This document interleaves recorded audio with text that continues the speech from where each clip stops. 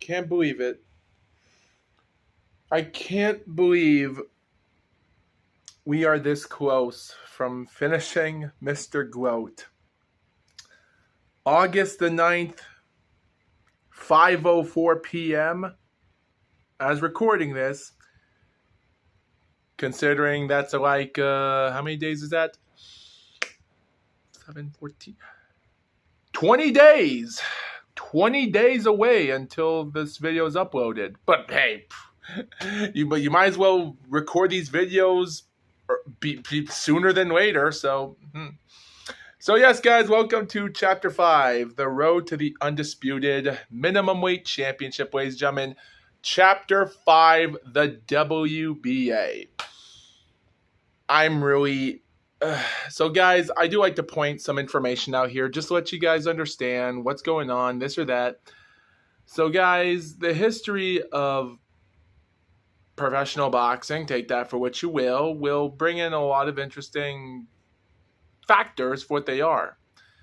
And, guys, when you viewers look up the term word, the minimum weight, or even mini flyweight, which Wikipedia likes to make it fully about the history.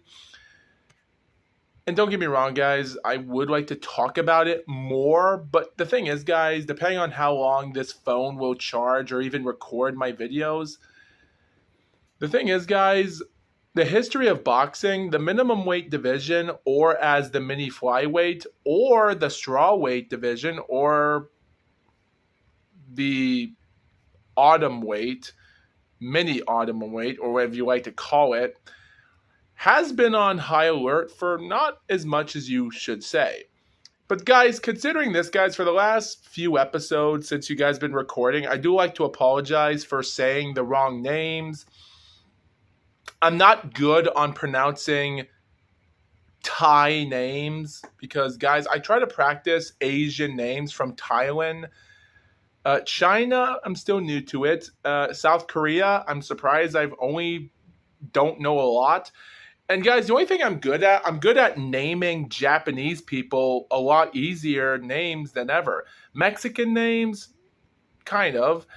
African names, depends on how you pronounce their name, just like Indonesian or Colombian or even the Philippines. Because, guys, that's the only thing the minimum weight division has. The minimum weight division is dominated by South Africa, the entire local of Latin Americans in that section, and Asian boxers. There's nothing left to mostly American boxers. American boxers aren't competitive to even, they don't even care. It's just not, I'm not saying it's hard for them. It's just too easy for them to just say, hey, let's box there, because it's not a competitive sport.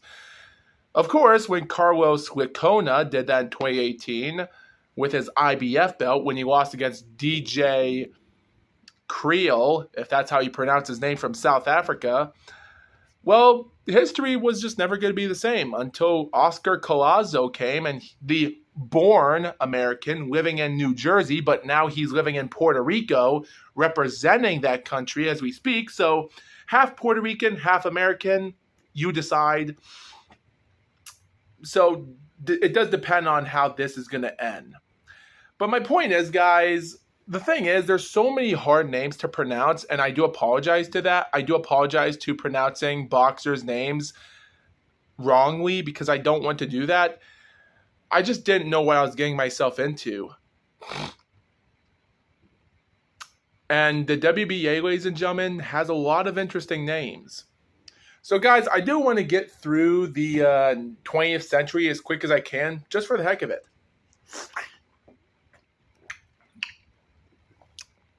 But it's not going to be won by a Japanese boxer, not even a Dominican Republican boxer, or even a South Korean boxer. Because, guys, those are the only countries that became champ. Well, guys, on January the 10th, 1988, From the country of Venezuela, Leo Gamez, how you pronounce his name, came out of boxing and made history as a Venezuelan boxer in the minimum weight. And he did it with ease. Now, by the way, guys, I will talk about the IBO just for a few moments until I finish this WBA thing, depending on when my phone will turn off by itself, so I have to record again, but that's not the point. And guys, I'm sorry for talking too much and not taking a breath a lot when I make these videos, because I keep talking over and over without taking a breath.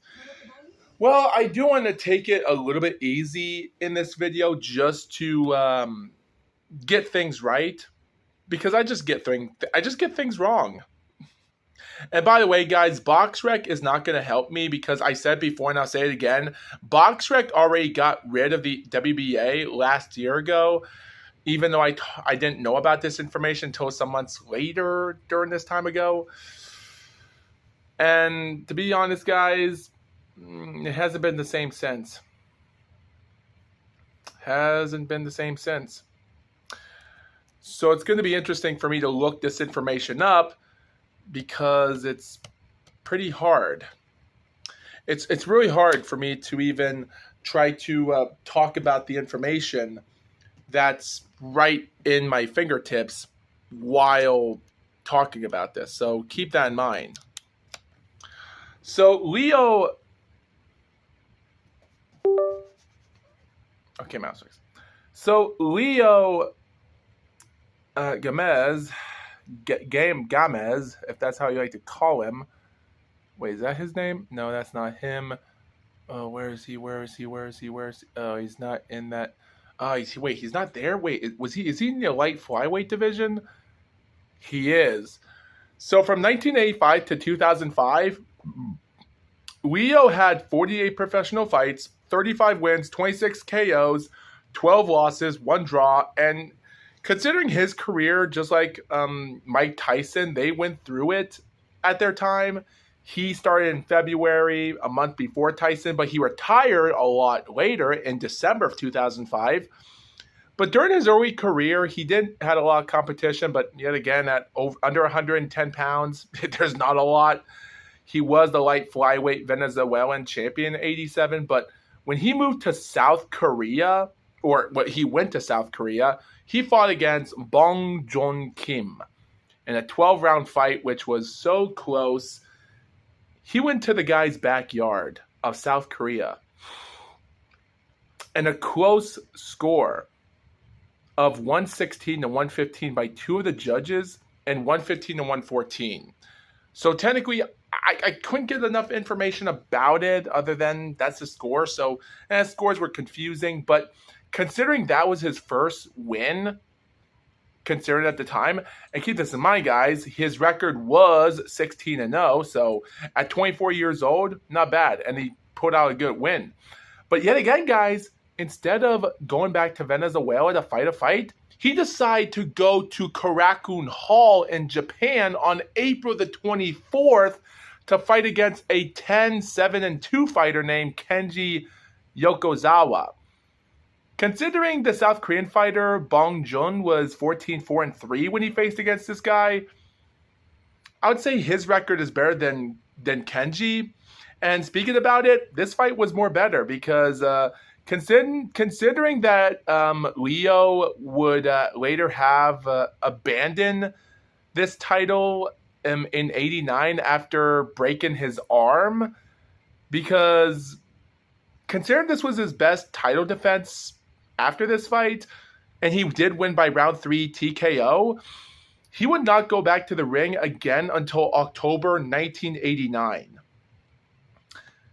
And then, well, surprisingly or not, if people didn't realize, that's when he decided not to stay in the weight. So he decided to go up to light flyweight, even when he did vacate the title due to his injury. So it is what it is, but he still made some history of doing something and making his country believe that they could still represent their country and be champion, even citing, even though and either way, guys, he's still vacant the title, which was on April the 1st, 89, months before he fought again. And of course, Kim Bong-jun, which on Wikipedia is what they like to call him, would actually move on to this fight because, surprisingly, after Leo lost a couple fights in Asia around those times when he fought in this or that, well, Kim would actually fight 2 weeks later after the title vacance in his country against a 29-6-3 fighter named Agustin Garcia. He got the fight won after the vacant title of Leo on round 7 of TKO. And then months later, on August the 6th, he wins against Sam Jung Lee, a 16-3 fighter, which was a better resume than anyone else. A little bit better than his title win. And the guy went 12 rounds of distance, considering one of the scorecards was 120-113 and the other was 118-114. And then one judge had 115 even. So take that for what you will. And of course, by the end of the decade, he defeats a guy named John Arif, a 6-3-2 fighter, and he had no business considering the guy was rated number 6 as a contender. And they said that he entered the fight with a reported record of 12-4-2, not 6-3-2. And the fight ended by TKO loss in round 9. But at least his next opponent had an undefeated record of 7-0, even though the guy was from Thailand, and I don't want to pronounce his name, but on February the 10th, the undefeated record came to an end. 7-0 came to 7-1 when Kim knocked him out by a KO in round 4. And then, a few months later, he takes on Silverio Barcanaz, a 12-0-1 fighter. And, of course, all these fights were in South Korea, by the way. And, of course, after having a tough fight after 5 grueling rounds because the bout was stopped due to a cut caused by an accidental headbutt in round 3, but they still continued to fight a couple rounds later. It was stopped at 1 minute and 17 seconds, with judges' scorecards going 39-38 for Silveria, 38-39 to our buddy Kim, and the other 39-37 favoring it. Still retains the title, and this South Korean fighter still retained it. And they decided to do a rematch of the fight, of how questionable the fight is, because they thought maybe it was a robbery fight. So they had a rematch in November. Only this time they went 12 rounds to decision, and Silverio did do a good job, having one judge scoring at 114 even for him, but the other 2 judges, 16-13, 17-11. Yeah, majority win, and Kim retained the title, but unfortunately, guys, it wouldn't be for long, because later around that time, on February 1991, almost 22 months after he held this title, 5 title defenses, another South Korean fighter decided to come into the mix. His name was Young Choi Hai, or he, H-I. He was a 9-0 undefeated fighter, and this guy proved himself as an undefeated opponent. And he went into the fight easily, and after 12 rounds of grueling fights with scores going 115-113 by 1 and 2 of them 116-13, Choi won the fight easily. No relation to Yeonmi Choi, but yeah, again, thank God. But still, that wasn't it. They would actually have another meeting on October the 26th to have a rematch, which Choi would win more convincingly of 2 scores of 18-11 and 117-112. But before that fight title defense, on June, Sugar Ray Mike, no relation to the Robinson or Leonard, I guess, of Sugar Ray or Sugar Ray Seals. Either way, this guy had a 14-7-3 record, and he got dominated harder than ever against Choi and retained the title by a wide margin victory.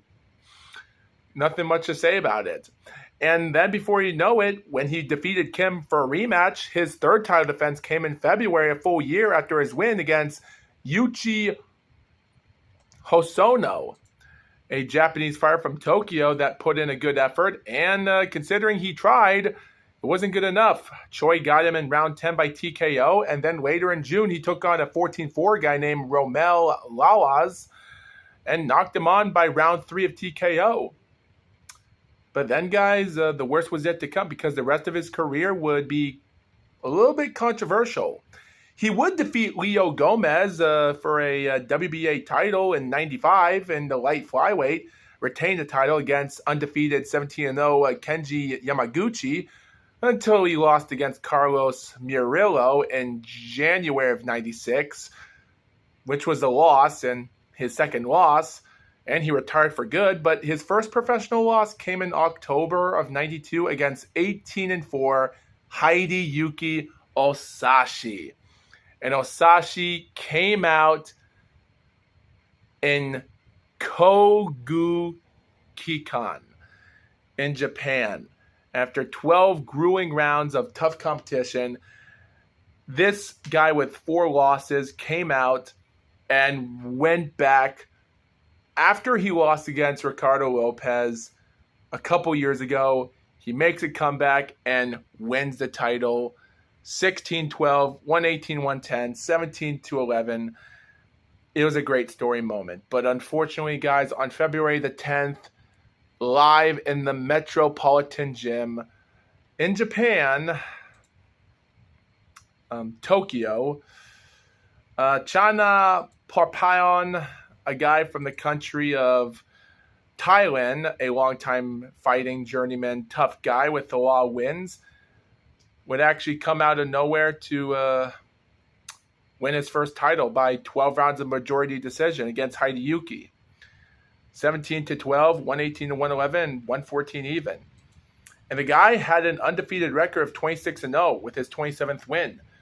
And as for Osashi, well, Osashi retired for good after that fight as well. But as for Chana, he actually managed to pull out amazement victories from February of 1993 to December the 2nd, 1995. Holding on to the title for a long time, actually, considering he managed to hold himself pretty good in the division at the time, considering how good the resume was.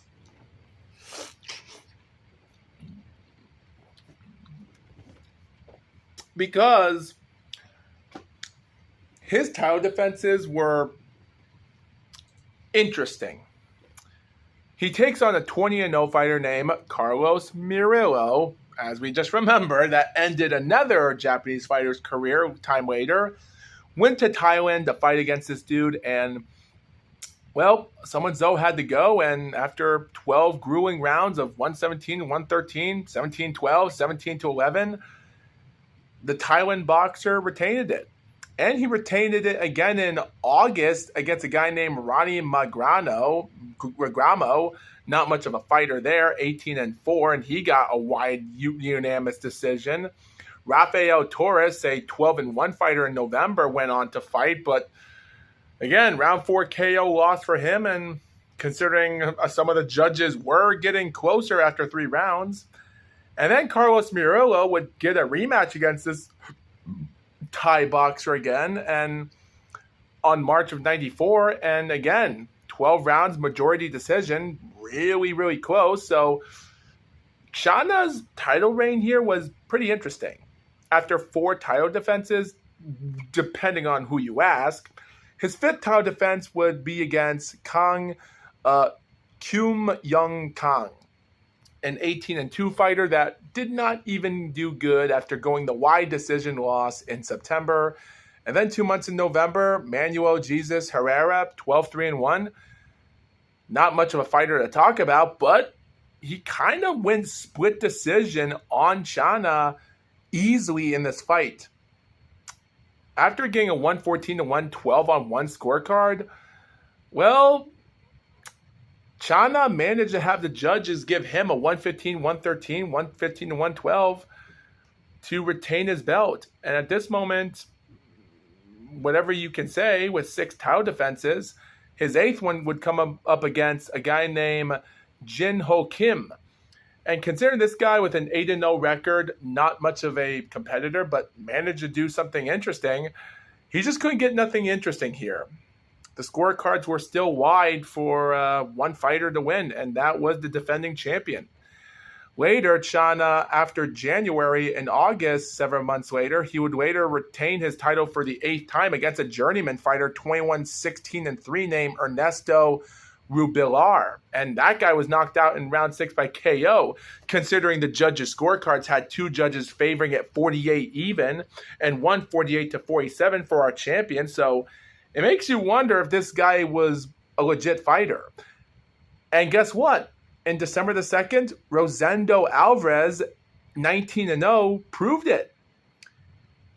He managed to pull out an amazing upset victory and had the scorecards giving it to him 115-113 and 116-114 in favor of Alvarez. Considering 116-115 by one judge was good, but not good enough. And of course, guys, as for Chana, this wouldn't be the last time we would ever talk about him. As for Rosendo, well, guys, the guy from Nicaragua managed to make history because he was going to make interesting things happen. 1996, ladies and gentlemen, from March, June, and October, he had fighters that were 27-1-0, 37-11-4, and 14-0. His first one was Kerman Guardier, and he got knocked out easily in round 3 of KO. Eric Chavez, the 37-11 dude, well, they went to Japan instead for some reason, and, well, considering both guys weren't Japanese, but they fought there in the city gymnasium in Sendai, and it was a majority decision. Only one judge had it really wide, and the other had it really close, and the other was a draw, but Eric won. He scored a round 8 KO also in Japan against Takashi Shiohama, a 14-0 fighter, which was pretty amazing. And then he went back to Thailand to come up against Kam Matma, a 16-0 fighter, and he knocked him down by round 11 TKO.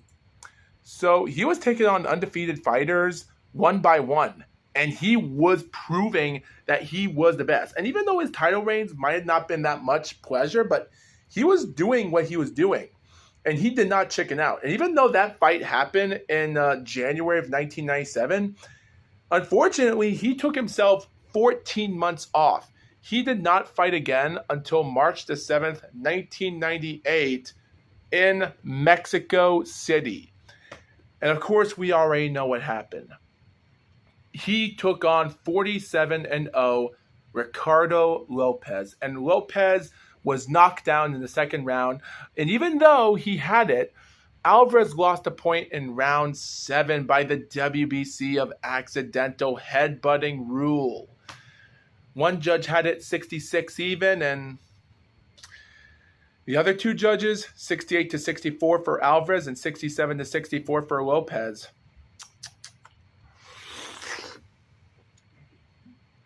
You just hate to see it coming. You just hate to see it. So this time they left Mexico to go to the Hilton Hotel in Las Vegas on November the 13th. 1998. And what was happening there at the time, guys? Well, on Don King Promotion, nothing was happening there. There was only one fight that happened there that day, and it was this fight. For WBC lineal weight and the WBA belt, this was 2 quarters of a 3 triple champion. And without the IBF belt that was not on the line that day, this would have been undisputed if it was there at the time. Because there's no undisputed championship. They were just unifying the titles. And surprisingly, they put out a good effort, and after 2 judges had it 116-112 and 116-114, the other had it 115-113, and that was judged favored by Alvarez. The other 2 had for Lopez, and Lopez went on a cycle here.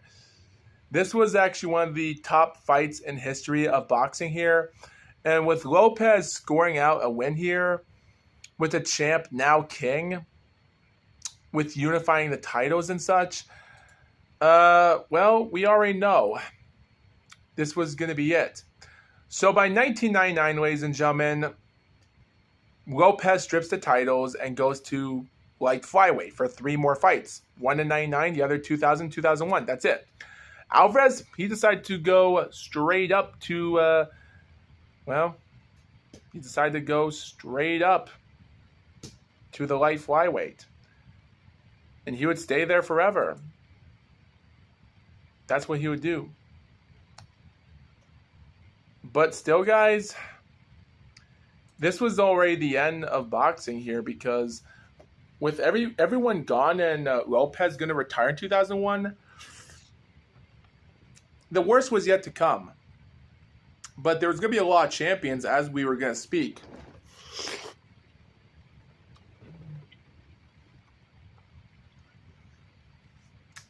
So, for WBA champion and the world of all boxing, the real champions would come out a lot different.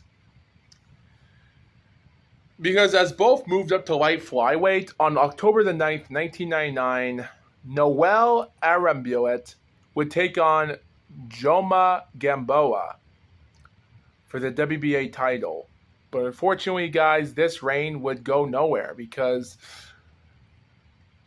after Noel lost a fight against Jose Garcia Bernal about several months ago for the Fedelatin mini flyweight WBA title, he takes on Joma, and surprisingly, he won by unanimous decision. Close enough of a fight. And then in March, he had a rematch against Jose, and he retained the title. But then, unfortunately, the title would be stripped on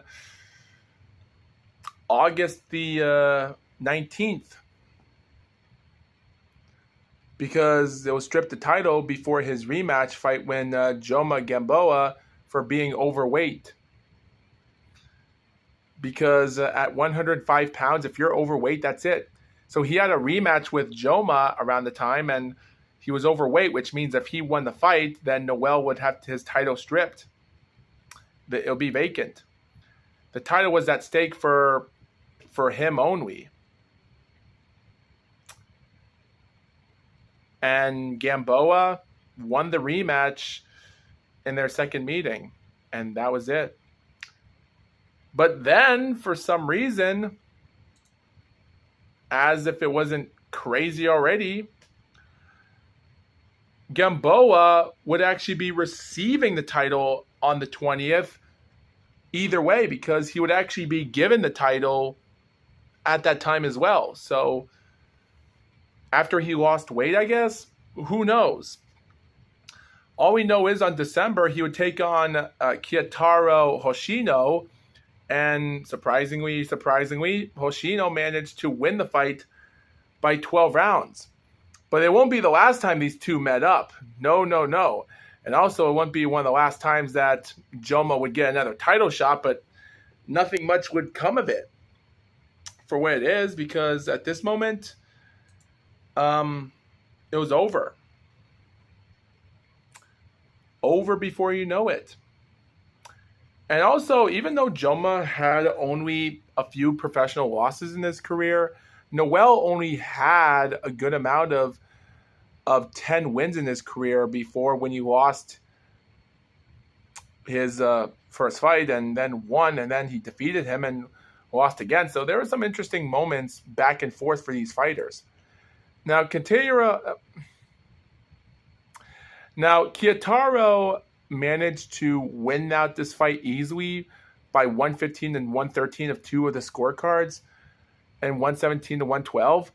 But then the ridiculousness came, where Chana Porpaon came out of nowhere, went to Japan and Yokohama, and defeated him with close scores of 115 to 113 by two of the scores. One had it a wide 118 to 110, which is crazy.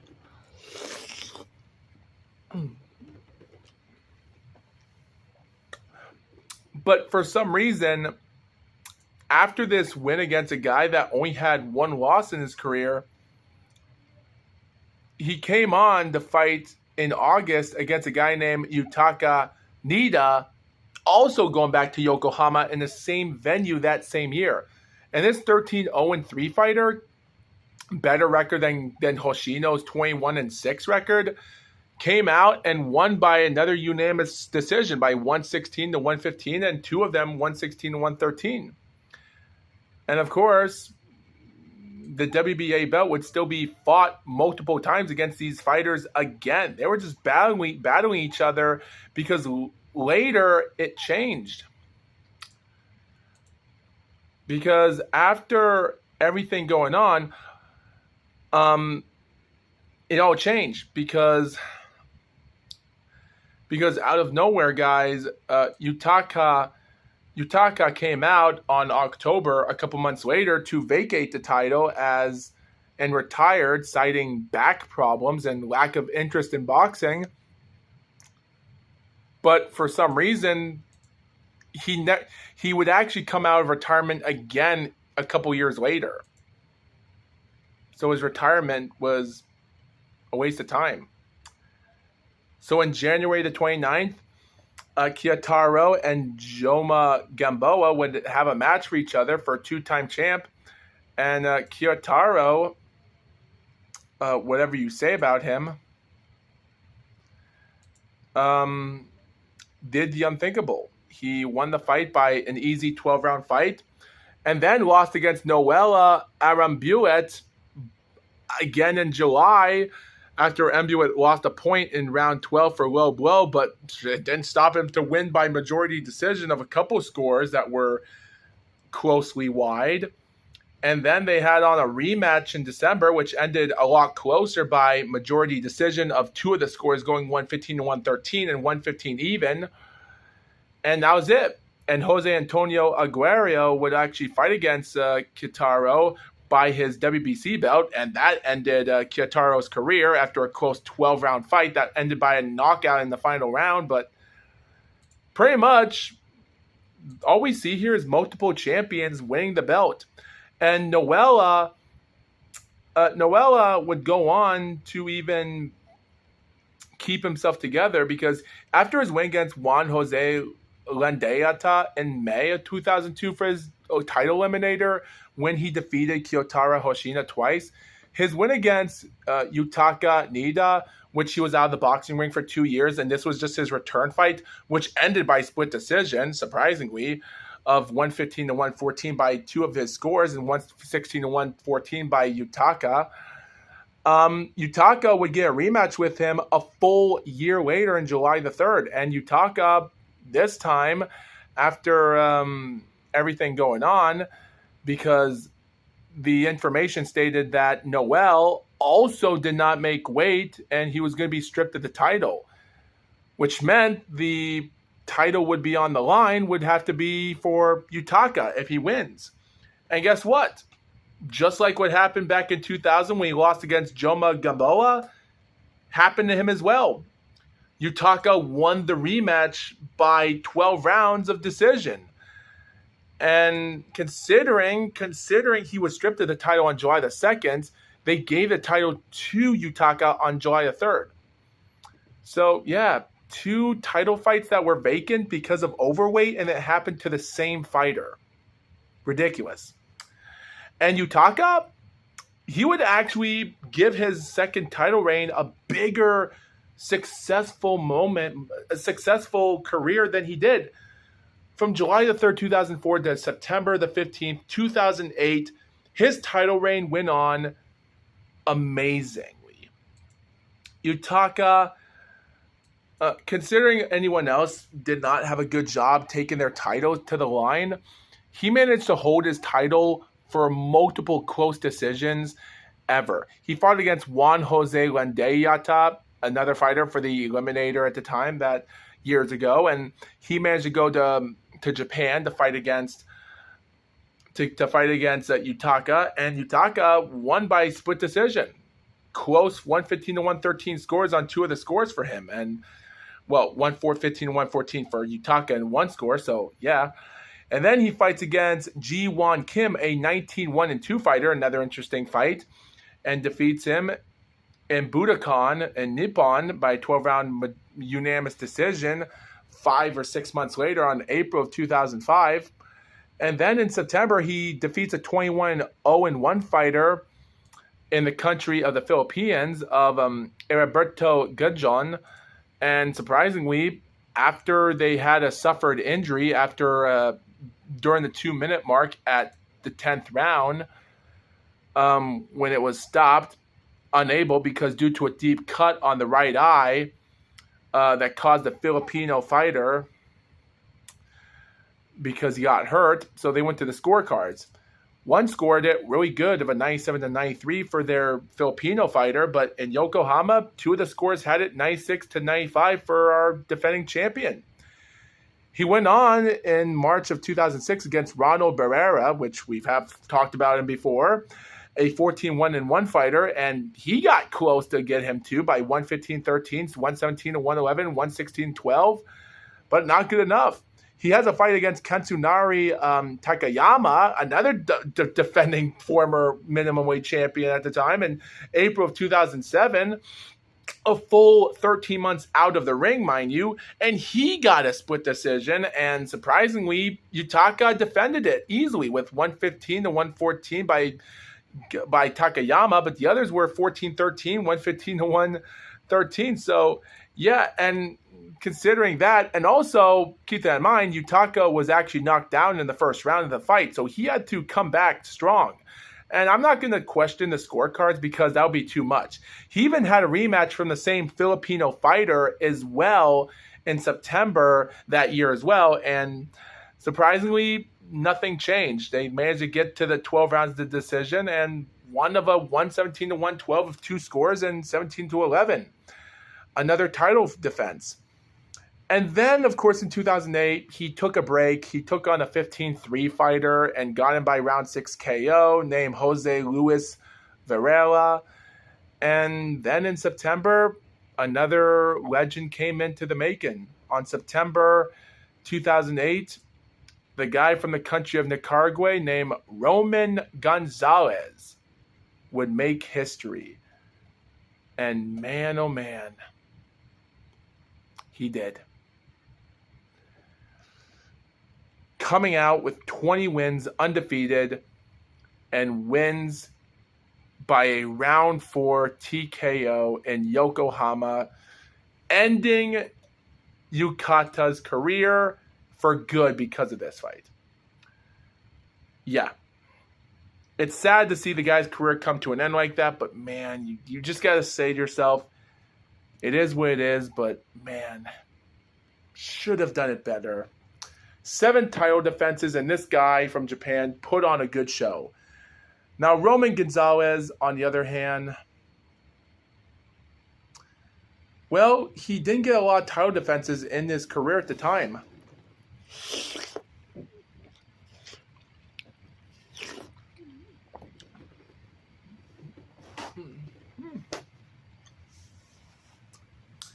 Because after his win, he would only be in the ring for 2 more years in this division. He would have a good match against Katsunari, win 12 rounds of decision. Well, almost. In July, as he won. But before those fights, he had a non-title fight in December of 2008, 3 months after his title win. February, he takes on a 25-2 guy named Francisco Razas. Went by majority decision, close fight. And then the Takayama fight, as I said before. And then his third title defense took on Ivan Meneses, a 14-5-1 fighter. He fought that fight in Mexico, brought him down in the 3rd round, and ended it in the 4th. And then he vacated the title to go up to flyweight. So nothing much could be said about his reign there, other than his win against Katsunari and such. But yeah, that's about it. That's all I can give credit for. But yet again, the other boxing fights were all beginning to shrivel up as time went on, because then in Thailand, a fighter named Ekkawit, Ekkwit, space Songnui, from Thailand with over 50 fights in his career would later fight for the minimum weight title in a vacant title on November the 5th, 2010 against Witcha, another Thailand fighter. Both guys went on to each other, and the undefeated fighter champ would win the belt by split decision from 28-0-1 to 29-0-1. And then, of course, he would actually lose the title against Mohamed Rachman from Indonesia. And of course, how many times do we know who Rachman is? Well, guys, in April of 2011, Rachman was not in the game of his prime at the time, but considering of where he was at the time due to this fight is crazy. He already picked off losses. Now, after his IBF loss against Florento Condes in 2007, a win against nobody fighter, he would... We're back? Okay. Sorry, guys, for reasons my camera, well, turned off by itself, but luckily I still have the footage. But yes, guys, I was trying to remember the last thing I said before my camera turned off, so it's been like just a few hours since I took a break to relax my voice. So as I said before, after his loss in 2007 against Florento Condos for his IBF title, he won a fight against somebody. Then he lost against fighters in 2009 and technical decision, a second fight for a WBC strawweight title, which is the minimum weight title. And of course, he lost against someone else in 2010 for a WBC international title as well, and then lost a fighter against some nobody guy has barely only fought just one handful of fights, and that was when it all happened. Because before you know it, 3 months later, after that loss against some random nobody, he comes out and defeats this undefeated kid like piece of cake. And I don't know how, but that was actually pretty awesome for how he even won by knockout. And it's just seeing him just box his way and just win that fight by KO fashion. Yeah, that was crazy. So seeing him win that was crazy, but then, of course, a few months later in July, he lost against, of course, our defending former champion. Also from Thailand. And fun fact, they actually called him the Tank 2000 Terminator is what Porn Sawan's name is, which is kind of surprising. The Tank 2000 Terminator. Yeah. And after realizing that's what Sampan Sita's name is, I would rather just call him that. Or they call him the Tank, but still, 2000 Terminator? Damn. Because after he defeated this past prime fighter that scored out a win, 3 more months later, he lost against Akira Yagasashi. And then Yagasashi, well, guess what? He would go on by not defending the title as much. Why? Well, it was simple. Because several more months later, on June 2012, he lost against Kazuto Ioka, also WBC champion at the time. They put the belts together, and that's how it ended.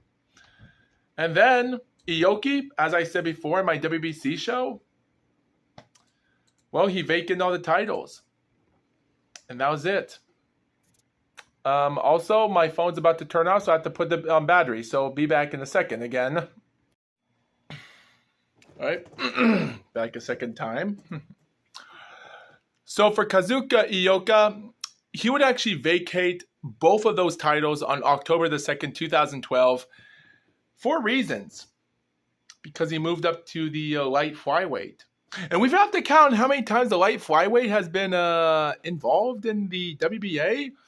Well, Roman Gonzalez, he's one. And, of course, Ioki, just like 2. And And, of course, Ricardo Lopez. Don't forget about him. And, yeah. Oh, yeah. And by the way, guys, fun fact. Speaking about the Rosendo Alvarez and Ricardo Lopez, I forgot to point this out. Rosendo Alvarez, his belt was actually vacant one day before Ricardo defeated him in their second fight. Because Alvarez stripped it before the fight because, well, to be honest, betwixt us, Ricardo Lopez was overweight in the fight. And the title was only on the line only for Lopez.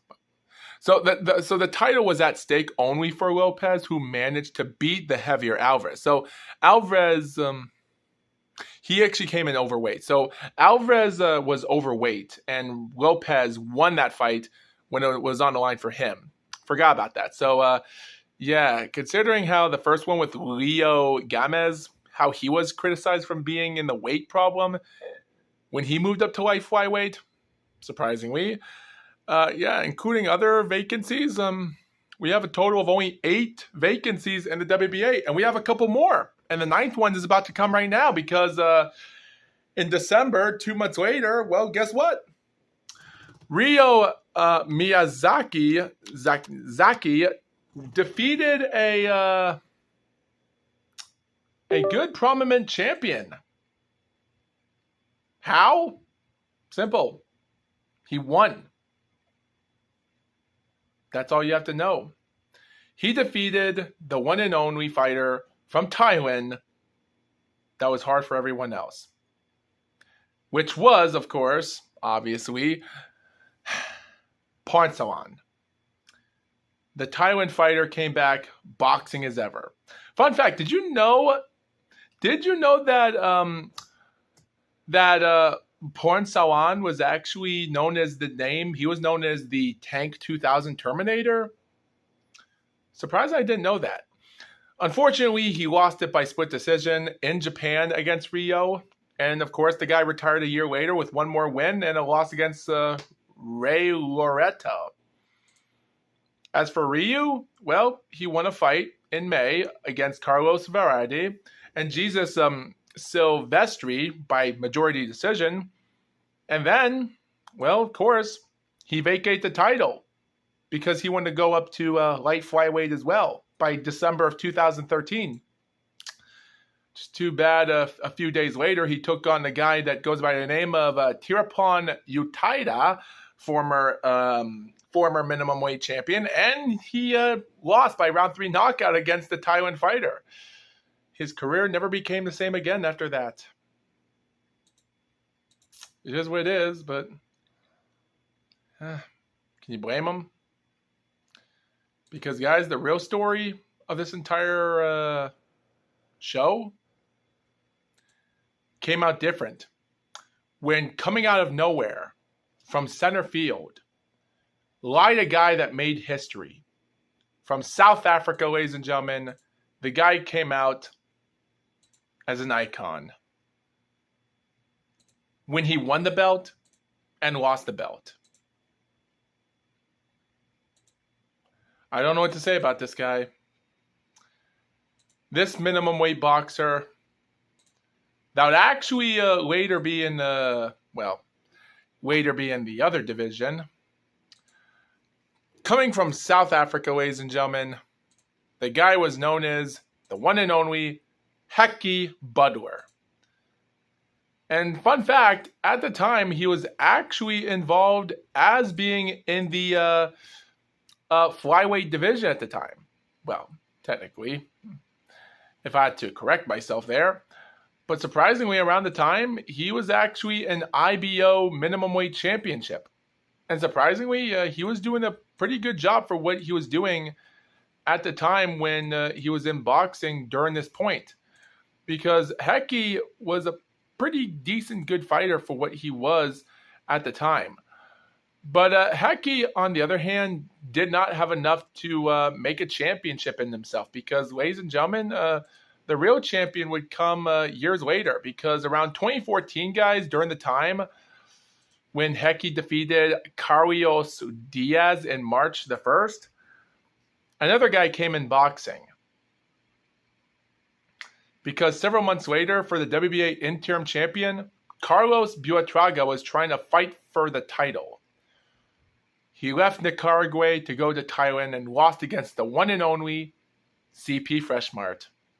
And Freshmart would defend that title a few times in 2015 and, well, a couple of times in 2015 against Rachman, which the guy would later retire after that loss and never box again. Well, barely, because after Rachman was given another chance to box after he lost against his champion and so on fights, and then a year later he fought one more time and he lost, and that was it.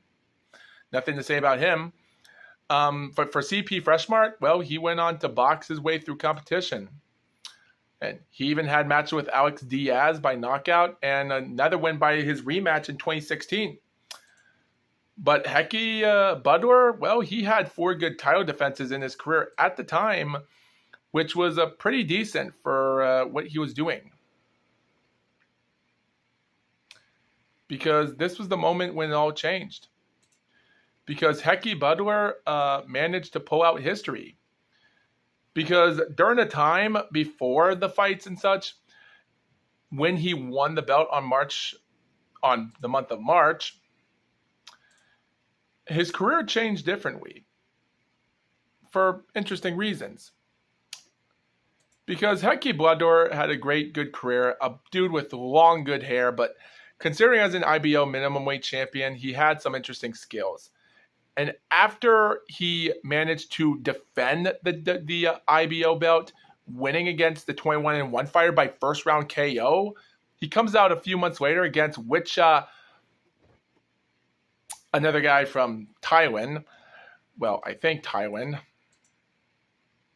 Yes, from Taiwan, fighting in Monte Carlo, a guy with over 50 wins and a few good losses and such. Well, he couldn't make it through. After several rounds until round 8, Hecky got him by defense. He won a 12-round close fight against a Chinese fighter that would also fight in Monte Carlo as well 4 months later in October, which CP Freshmart KO CP Freshmart would also fight later on, which we'll get to him. And Jesus Silvestri, as said before, well, the guy had another chance when he lost against the Japanese fighter some years ago, back in 2013, when Rio was undefeated with only a few draws and a bunch of wins. Well, he got another chance and he blew it by a good close decision in South Africa on September. And then in March, Brian Rajaz with 16-2-3 pulled out the upset victory. Unfortunately, guys, the title was only on the line for Byron Rajaz. Byron is what I meant to say. Byron Rajaz. Because Rajaz, the title was not on the line for Rajaz, the IBO belt, due to Rajaz not paying the sanction fees for the IBO belt, but the WBA, because the IBO belt is a minor weight title belt, so no one cares about it. But also, this was also Rajaz's upset, defending the world champion in South Africa, because Rajaz went to Hecky's country in South Africa. And this guy from Nicaraguan, he just upsetted the world in South Africa to win the WBA belt. And like I said before, the IBO belt, no sanction fees, he didn't want to pay, and that was it. Scoring 12 rounds, appearing with a neutral and fair play of scores of 115-113 by all 3 judges scores it. The world title bout would have been a draw if Hecky Budler had won one more round, for how close it is, because the scores were that close in competition. And it was a fair fight. Rajaz put out an upset victory and won it easily. Unfortunately, he just couldn't defend it, because 3 months later, 12-0 CP Freshmart, known as Thamanoon Yamtrong, he won it by 115-113 in Thailand. And Rajaz's career would not recover as much, because CP Freshmart would just become history of breaking the record of title defenses. Because even after his 16-0 win against Alexis Diaz in the Carlos Buitraga fight with Undefeated Fighter, which was great fights. But here's the thing, guys. CP Freshmart only takes on Latin Americans, a couple of them with bad records, and he's only fought against Asian boxers. He's never fought great competition like North Americans, so his competition, like other fighters in the minimum weight, are not that smooth. His title defense in December against Shin Ono, a 19-7-3 fighter, went 12 rounds of distance in his country, but not good. Go Odare, a 13-5-3 fighter, also from Japan. Go just couldn't get nothing done as a southpaw fighter, and after 5 rounds of fighting, getting KO'd, CP Freshmart defended it. Nothing much for the titles at the time. And also, he did took on a guy named Ray Loretta, a 23-13 fighter, which was brought down in the 9th round, but he managed to recover to go 12 rounds of distance in July, 4 months later. And then in 2018, we had 3 title defenses with Freshmart. Todo Landero was a 10-1-2 fighter that managed to go the distance. Great, but not good. And then in July, CP Freshmart left his country for the first time to go to China to take on the one and only Chao Song Xiang, the same guy that Hecky Butler, as I just said before, the Chinese fighter, he would defend it to. This guy had another chance, and this was actually really one of the best wins, in my opinion, because this wasn't from Thailand that CP Freshmart was fighting, so it's great. He had a title defense against Byron Rajas in the rematch, and 12 rounds of decision in November, and still didn't get the win. And then Ara Andales in August of 2019 went to a 10-0 record, only to not get a lot of stuff done after an accidental headbutt when Yamtrong's left eyelid was damaged beyond repair after round 8. So they went to the technical scorecards, and he favored it. Whether he won 9 rounds, 8 rounds, or 7 rounds from each judge, and that was it. And then in March the 3rd, 2020, well, the COVID virus was there, but did it stop him from boxing? No, he took on Tanaka Norihito and went 12 rounds of decision with him. And he took a full long hiatus. But guys, here's when things got interesting. Because during that title defense, he was actually promoted to super champion on WBA's February 2020 official ratings posted on March the 1st, around that time when he was given the belt. And this was his first legit win as a title defense 2 days before this fight. So his first 7 fights in the bout were for the regular title. Now, you viewers are probably wondering, wait, when was the WBA regular title a thing? Well, they said it was a thing when CP Freshmart was still champion, and there was no such thing as the regular title at the time, because the regular title was Knockout CP Freshmart. But for some reason, they just called it the super minimum weight title right there. It was the inaugural belt. The WBA inaugural super champion for the WBA was right there and then. And CP Freshmart would defend it a good amount of times. But what about the regular belt that's now a new thing in boxing? Not a lot of stuff to talk about, because in February of 2021, Vic Salvador, former champion, took on Robert Paradero in an interesting fight of competition. And considering after being a WBO champion in 2018 and lost against Wilfredo Mendez a year and a half ago and took time off, he won the belt by split decision. Good. But guess what? The month of December is when things change. On December the 14th, well, technically on October the 5th, 2021, Siri Deck D-Book, the 23-6-1 fighter, took on CP Freshmart, and Freshmart got him in round 3, TKO. And then 2 months later, Freshmart got a 5-round TKO win against Robert Paradero, the guy that lost the WBA regular title against Vic Salvador, but he got another chance even though he lost the regular title in February that year, and 10 months later he got a shot for the Super Champion. Okay. And what makes it more funny, because 7 days later in St. Domingo, Dominican Republic, Eric Rosa squeaked out knockout after a win to win split decision of close competition after he barely defeated Vic Salvador by split decision to win the minimum weight title.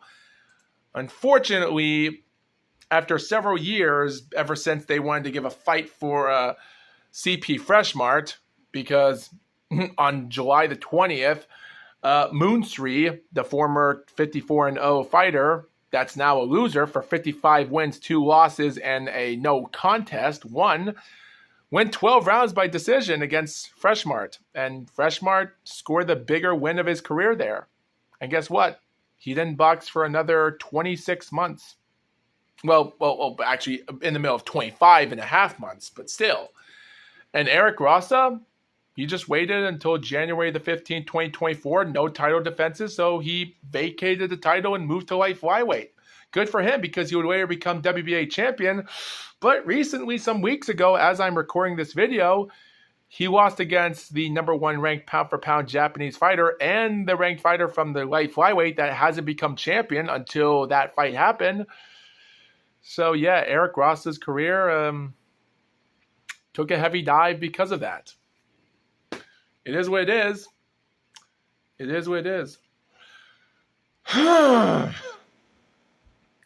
And as for CP Freshmart, after not being in the ring for a long time, he would take on 4-0 Alex Winwood, a guy that would actually have his first professional fight in November, 4 months after Freshmart's last win against the long-time veteran fighter he fought against. After fighting against one good fight and a few more fights in 2023, took him a good time. After 4 fights of winning, he takes on CP Freshmart, and shockingly, Freshmart manages to score a surprising career in himself. He scores a round 7 and a round 9 knockout, and surprisingly, 2 of the scorecards had 114 to 112, and the other had 113 even. Yeah, all favoring CP Freshmart. And after watching this fight, I could tell that maybe Freshmart should have never fought again after this, because guess what happened? He came back 2 months later. And by the way, that fight against Alex Winwood was from Alex Winwood's country in Australia. So him traveling to another country again is crazy. And him having the guts to fight against Oscar Collazo, a guy from America in Puerto Rico, he had no business fighting there in 2 months of preparation. That's the same thing as how Mike Tyson defeated Bruce Seldon in a first round fixed controversy knockout, even 6 days when Tupac Shakur was dead. And guess what? 2 months later, Mike Tyson fought in November after that 2-month fight against Holyfield, and it didn't work out for him. Guess what? If it didn't work out for Tyson, even if he was in good shape, this didn't work out for Freshmart after going 12 rounds of decision. And yes, Tyson scored a first-round knockout in that Bruce Seldon fight, but this is even more not good. He didn't get nothing done. He got knocked out in round 6. He got knocked down twice in round 7. Oscar won. He won the Ring Magazine belt, retaining his the inaugural Ring Magazine minimum weight title, retained the WBO, and won the WBA. And guess what? By 2025, Freshmart won out a fight against nobody in a 3-round KO and a 10-round fight for the WBC Asian minimum weight title against an 8-0-1 fighter in May. And again, the damage is already done. And Oscar Collazo, well, he defended his title against Edwin Cano Hernandez in March of 29th by a 5-round KO in a body punch that took him out in Mexico. And that's about it. So as of right now, with all that information being said, technically there's nothing much I can say. And guys, when you look back at all of this stuff, I really can't say much about this. But what makes things interesting, guys, is that the IBO belt isn't really much of a helping hand. Because when looking up information, this is all I have for the IBO belt as in existence for the minimum weight title. 1999, they made the belt inaugural in South Africa against a guy named Mawanda Seneko and Steve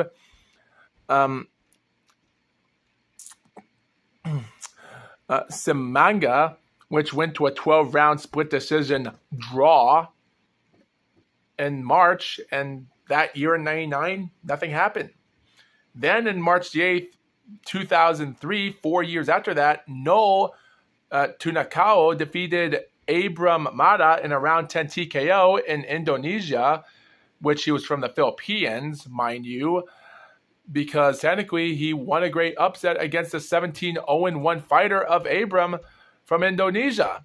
And it's surprising because a year ago, a guy named Igoden Juntapan, which we've known before as a champion, defeated No Tunako some time ago. And the guy had 39 wins, 6 losses, and 2 draws. And he went to this guy's country and won the belt. But he didn't hold on for the gold that long. He vacated the belt for reasons by going up another weight class. And then, of course, Kosininathi Joyi defeated a guy named Armando de la Cruz in South Africa by round 2 KO. And Joyi defended it a full year later against Gabriel Palmer by first round KO. And then, of course, he defended it in June of 2008 against Sammy Gutierrez by round 7 TKO. And then a 2-round KO against Lorenzo Trejo in November that year. This is the moment when African boxers dominated. Gideon Buthelezi in after June 2009, Joyi stripped the title for reasons we don't know. Gideon fought for the belt in June of 2010 against a guy named Ronel Ferreras from the Philippines, and he got the win by a 12-round fight, but he relinquished the title again. And then Heki Budwer, by January the 27th, after the title was relinquished and stripped, Heki Budwer went into September, went against Michael Lendero, and then he had a win against Fuento Condas, which we've talked about before, in September the next year, after the September 2011 fight against Michael Lendero. And then in March, he won against Renan Tronco by a 12-round fight. And then he had the match against the former IBO champion, the Joyi guy, Joyi, in a split decision close round bout in June of 2013 by close decision. And technically, after that fight was close enough, nothing much interesting would have happened, because in November, he scored a round 4 TKO against Hugo Hernan Marcelli, and then defeated Carlos Diaz by a first-round KO in March the next year in 2014, until he defeated Wicha, the guy we just talked about winning the WBA belt. And of course, he defeated, of course, Chao Shang and Jesus Sylvester and then simply Konko in September of 2015 until Byron Rajas defeated him. So we already know how that came. So we already know that information. And then in June of 2016, Simpui Konko defeated Sio in a 12-round fight. And then Joyi had a fight with him as well in November and got to beat him by a round 12 fight. And Lito Dante in June that year, well, he couldn't handle him. He got 12 rounds in South Africa, and that was it. And then we had a match against Toto Lendero in July, a full 13 months later in 2018, where Konko just defended the title again and then had a fight against Joey Kanoi in December, which was a 4-round no contest fight because they had an accidental headbutt and Konko got knocked down in the second round, so they questioned it. Well, they didn't like it, so Simpui Konko vacated the belt about some time when he took on Moonsri in his 54th professional undefeated fight. Not good. And then, shockingly, in December of 2019, Joyi came out of nowhere and won the IBO belt, which is shocking, against Joey Kanoi for another fight against this guy. But sadly, after a full year, he vacated the belt for reasons, and which made sense until May, and when a guy named Ayanda Dolani defeated and won the belt against the former champion, and he had a match against a guy named Baleni due to a controversial split decision fight. So they had a rematch again a year later in September 2022, and he retained it by split decision. Great.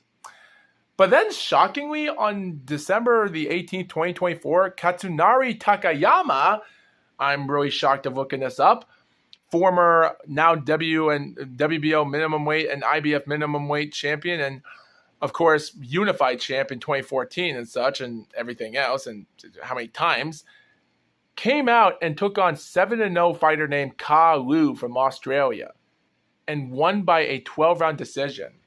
Katsunari, after 24 years, wins the IBO belt, and I'm surprised that this guy is still boxing. I don't know what to say about this. That's ridiculous of how many times this guy's won the champion. And he was champion since 2005 when he won the WBC belt. And you know what's crazy, guys, about this guy?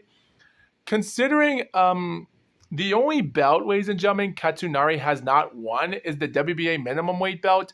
But seeing him win the WBC belt and then went on the IBF belt and then got the WBO belt outright easily, clean, and won back his IBF belt with that belt he lost. So he became 3-time champion, lost, and became 4-time champion. And now if the IBO belt is in existence, he can be 5-time. Like, he was the former WBA interim world minimum weight champion back in November 2006, if I actually didn't remember talking about that, because I don't think I do, where he actually won against Carlos Melo when he took on Yutaka Nidi in April the 7th, which was the fight I talked about, which ended in a close split decision. So Katsunari almost became surprising to win almost every belt in the minimum weight, and he's still at it since December, which is kind of ridiculous to see that.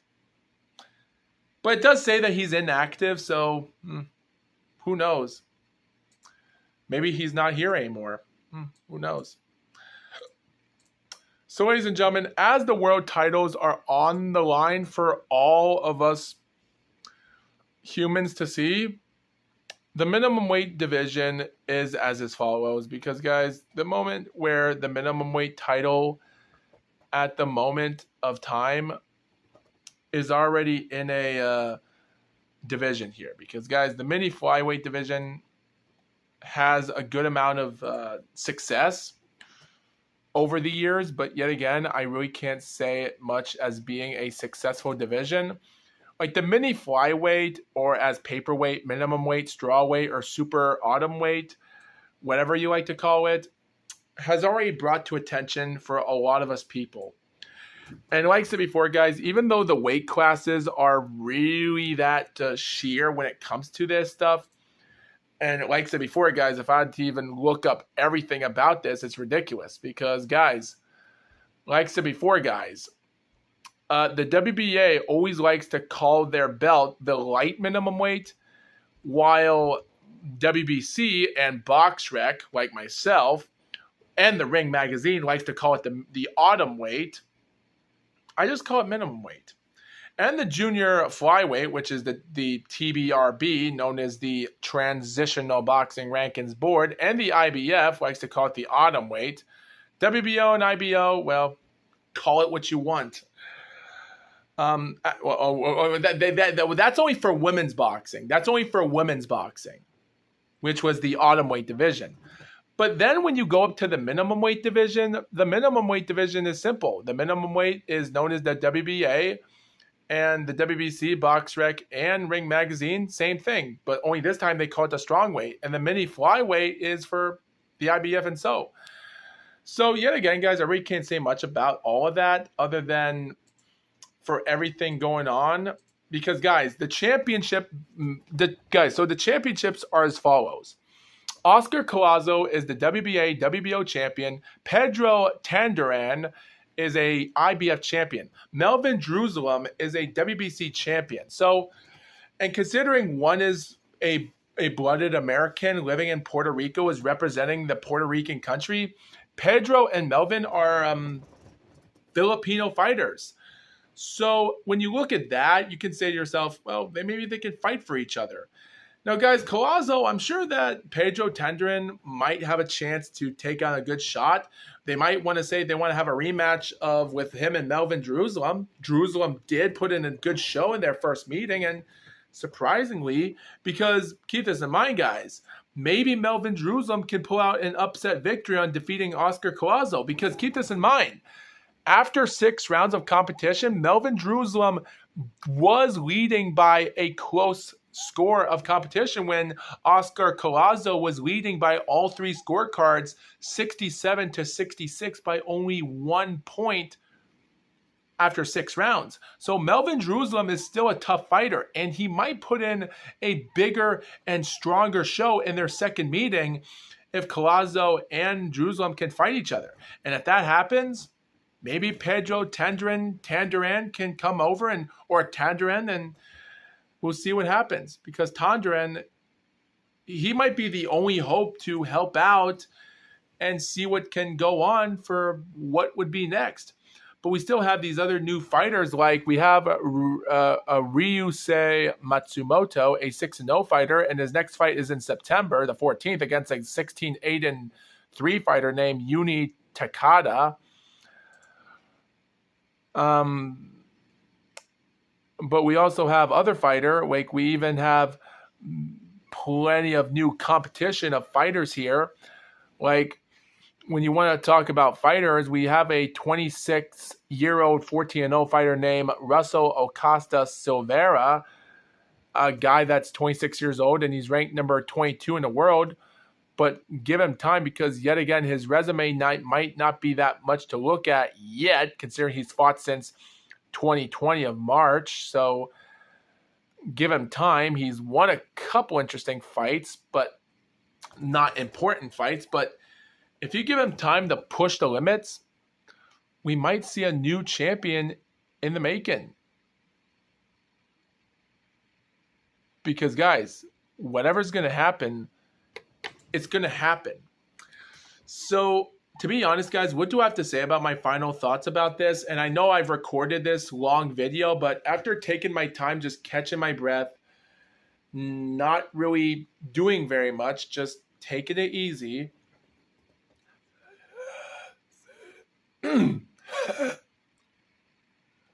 All I can say is, whatever's going to happen,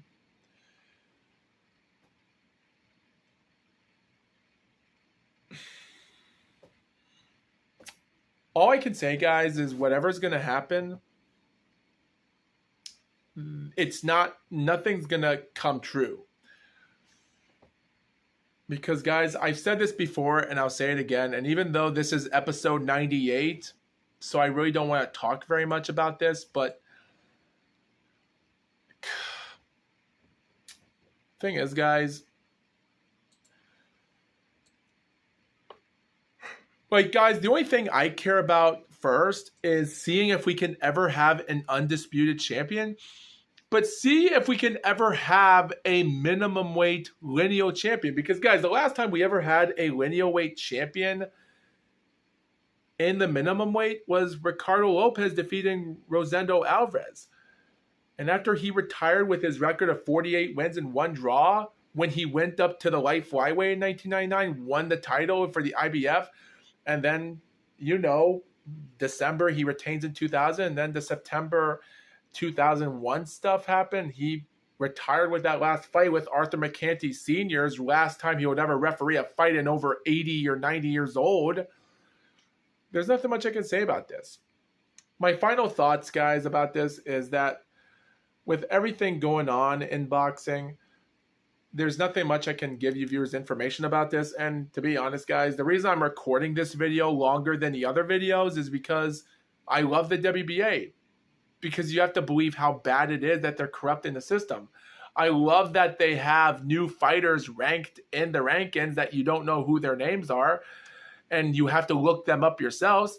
Like, it took me a while to understand who Deontay Pettigrew is, and look at him. He's ranked in boxing already, and with an undefeated record. And there's some people online that don't even know who he is.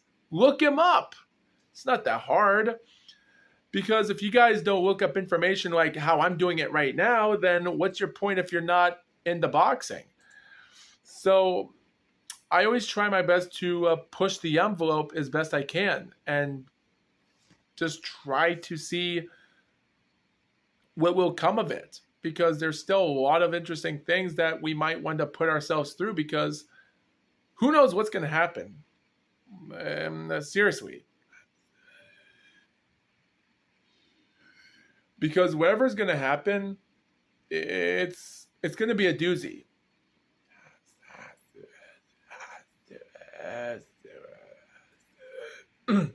But anyway, guys, that's all I'm going to talk about for today. My throat is already hurting so badly right now. So thank you, viewers, for watching this podcast. It just surprises me for all the stuff that's happened. And to be honest, guys, I will say this, though, guys.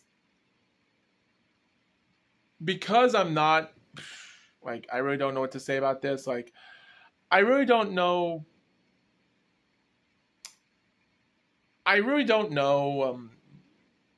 Like, to be honest, guys, I put my energy on the line all the time I make these videos, but when I'm in the mid part of it, my throat gets so sore, my nose itches so much. It just seems like my body wants me to take a break, take a breather, or just take time off of YouTube. And like I said before, guys, why would I ever quit? Like I said this before, guys, and I'll say it again.